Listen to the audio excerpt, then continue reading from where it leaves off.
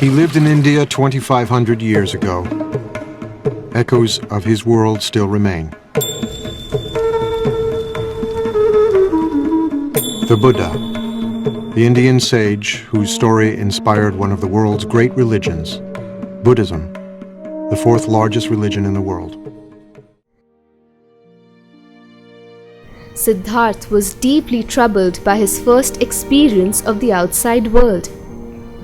He decided that to answer all his questions about life and death, he would have to leave the palace and give up his palatial life. At the age of 29, Siddhartha left the palace one night while his wife and son were still sleeping.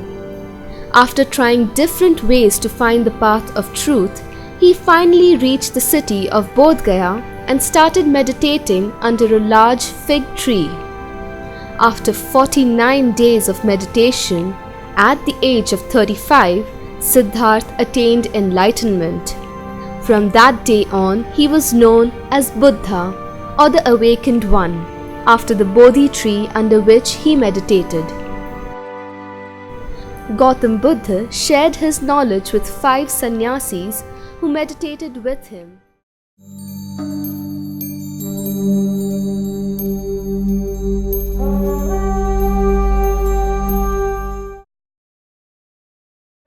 The Three Jewels, the Four Noble Truths, the Noble Eightfold Path, and the 5, 8, or 10 Precepts.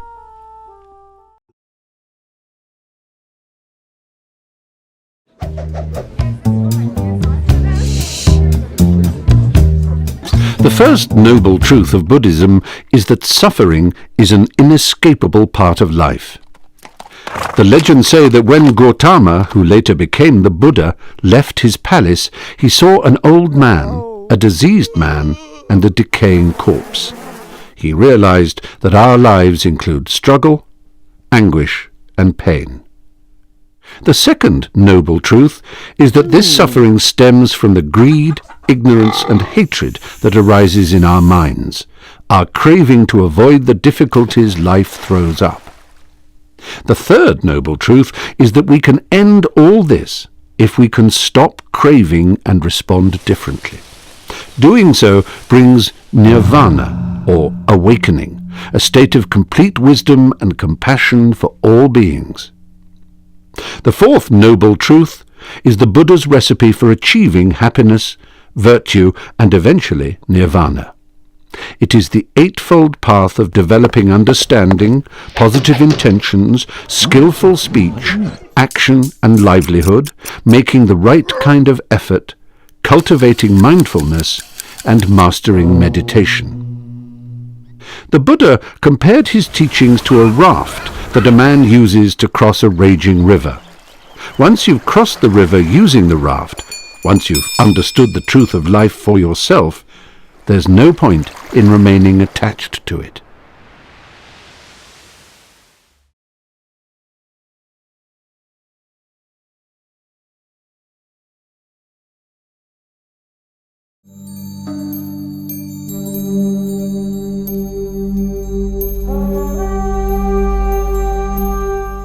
And this eightfold path is called this way because there's 8 things that Buddha set out to teach his followers and how they should live. And he got this teaching while he was under the Bodhi tree. And he would say you have to have the right view. And that is, you must accept the 4 noble truths. That's having the right view. But you also must have the right resolve, where you resolve to do whatever you can to squelch your pleasure-seeking lifestyle. You're also to have the right words, where you refuse to gossip and lie and put down others.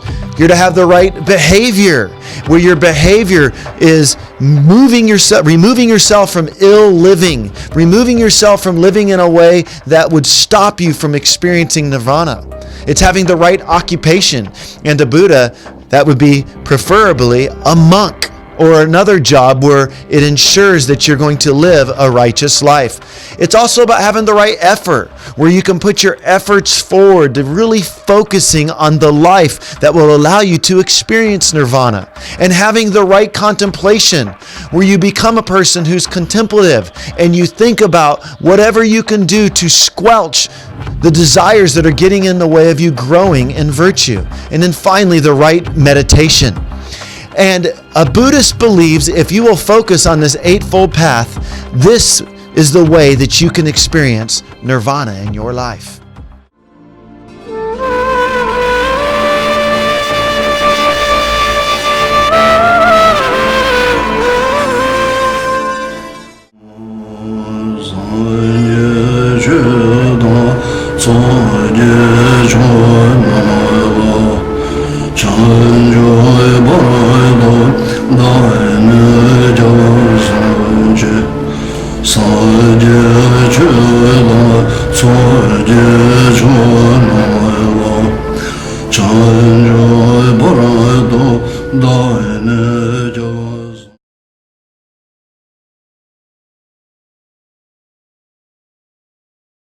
There is no punishment for breaking the rules.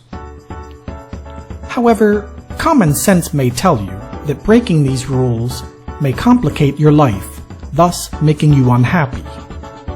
The rules are known as the 5 precepts. Different Buddhist schools sometimes have more than 5, and there are even more rules for Buddhist nuns and monks. Here are the 5 precepts.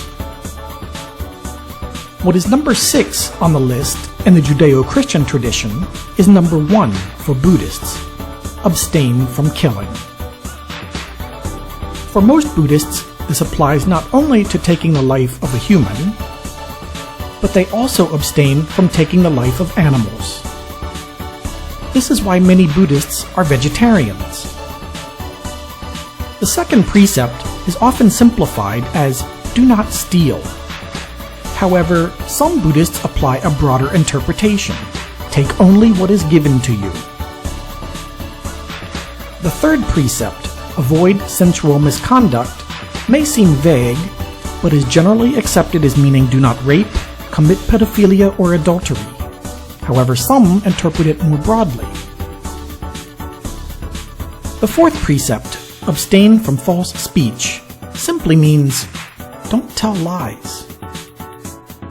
However, when viewed along with the concept of right speech from the Eightfold Path, it often includes avoiding harsh words and gossip. The fifth precept is abstain from intoxicants. There is no value judgment about alcohol or drugs. Buddhists simply feel that intoxicants can impede clear thinking and may lead to careless actions. Some Buddhists believe it is okay to consume alcohol in moderation. Others shun not only alcohol, but foods like garlic, which they believe excites the senses. And now you know the 5 precepts, or rules, that form the foundation of Buddhist ethics. These are not laws, but guidelines to help you avoid conduct which might cause unhappiness.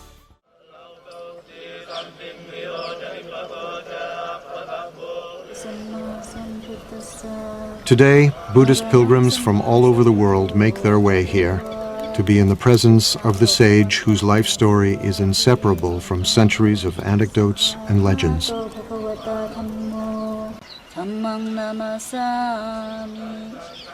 In southern Nepal, at the foot of the Himalayas, is one of the world's holiest places, Lumbini, where, according to the sacred tales, the Buddha was born.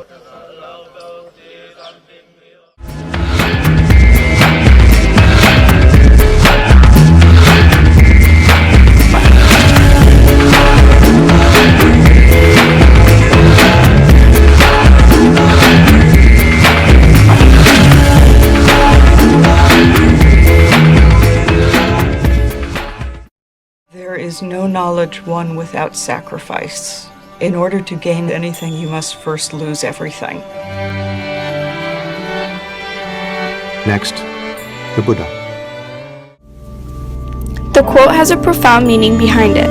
In Buddhism, the followers believe in the Noble Eightfold Path. It consists of the right view, intention, speech, action, livelihood, effort, concentration, and mindfulness.